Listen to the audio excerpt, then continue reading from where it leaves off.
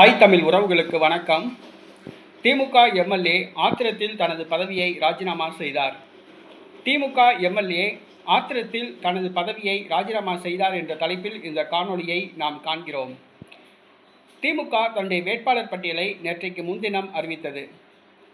இதில் திமுக எம்எல்ஏ தி.நகர் தொகுதி திமுக எம்எல்ஏ கருணாநிதி, இவர் சிட்டிங் எம்எல்ஏ. இந்த முறை இவருக்கு போட்டியிட வாய்ப்பு வழங்கப்படவில்லை. வேறு ஒருவருக்கு வாய்ப்பு வழங்கப்பட்டது. ஏறத்தாழ திமுக எம்எல்ஏ சிட்டிங் எம்எல்ஏக்கள் நிறைய பேருக்கு இந்த முறை வாய்ப்பு வழங்கப்படவில்லை. ஏனென்றால் கடந்த 5 ஆண்டுகளாக அந்த தொகுதியில் எம்எல்ஏக்களாக இருக்கிறார்கள். மக்களுடைய அதிருப்தியை சம்பாதித்துள்ளார்கள். மீண்டும் அவர்களுக்கு போட்டியிட வாய்ப்பு வழங்கப்பட்டால் திமுக அந்த தொகுதியில் தோல்வியடையும். ஆகவே அதிருப்தியில் எந்த எம்எல்ஏக்கள் இருக்கிறார்களோ, பொதுமக்களின் அதிருப்திக்கு எந்த எம்எல்ஏக்கள் ஆளாகிறார்களோ அவர்களுக்கு மீண்டும் வாய்ப்பு வழங்கப்படவில்லை.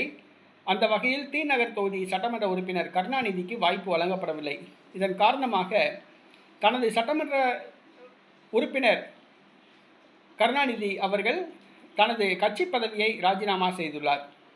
அதாவது அவர் திமுகவில் பகுதி செயலாளராக இருந்தார். தனக்கு போட்டியிட மீண்டும் வாய்ப்பு வழங்காததால் ஆத்திரத்தில் தனது கட்சி பகுதி செயலாளர் பதவியை ராஜினாமா செய்துள்ளார்.